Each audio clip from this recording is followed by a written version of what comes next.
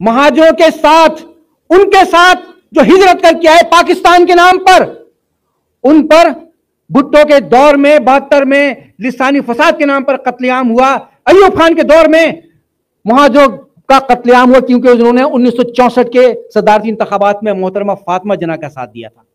तो 64 पे महाजर बस्तियों पे हमला हुआ, कत्लेआम हुआ। 72 में लिसानी फसाद के नाम पर कत्लेआम हुआ और 73 में कोटा सिस्टम लगा दिया कि 60% देही सिंध के लोगों को मिलेगा, 64 और 40% सिर्फ जो सिंध के शहरी इलाकों में रहते हैं, कराची हैदराबाद, उनके लिए 40% है। अखबारात में बाकायदा लिखा जाता था, इश्तहारात में, मुलाजमतों के इश्तहार में, कि कराची हैदराबाद सक्खर के लोग मुलाजमतों के लिए दरखास्तें देने की जहमत ना करें।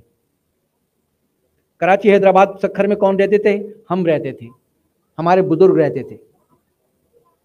उन पर तालीम के दरवाजे बंद, मुलाजमतों के दरवाजे बंद, और जहां जाएं वहां धुतकारे जाएं, जहां जाएं वहां तौहीन आमेज नामों से पुकारा जाए।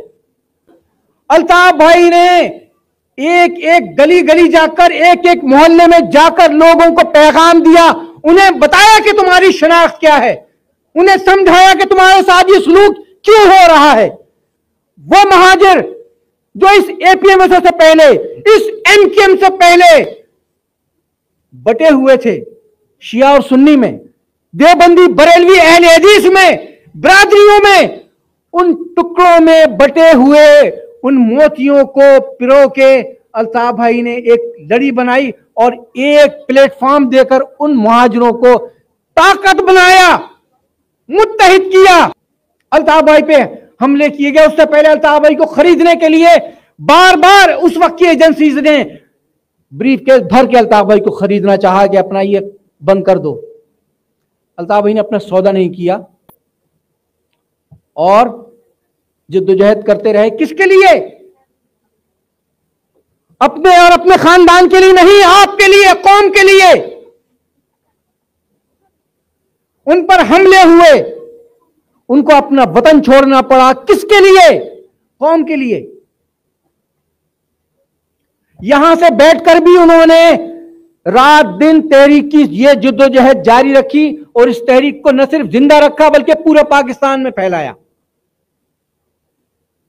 पूरे पाकिस्तान की तमाम कौमों के लोग अल्ताफ भाई के साथ आ रहे थे, लेकिन एमकेएम बर्दाश्त नहीं थी कि ऐसे middle class, lower middle class के लोग पूरे मुल्क से पहुंचे। लिहाजा उसको कमजोर करने के लिए, उसको खत्म करने के लिए बार बार उसमें टुकड़े किए गए।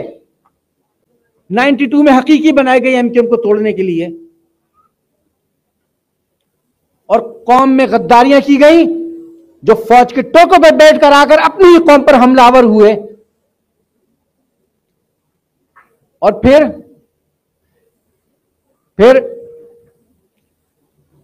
जब इसके बावजूद भी खत्म न किया जा सका तो फिर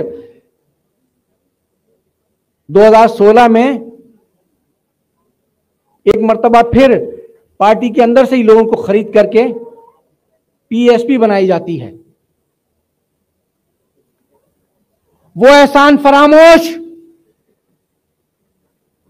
वो गंदी नाली का कीड़ा जिसको अल्ताफ भाई ने उठाकर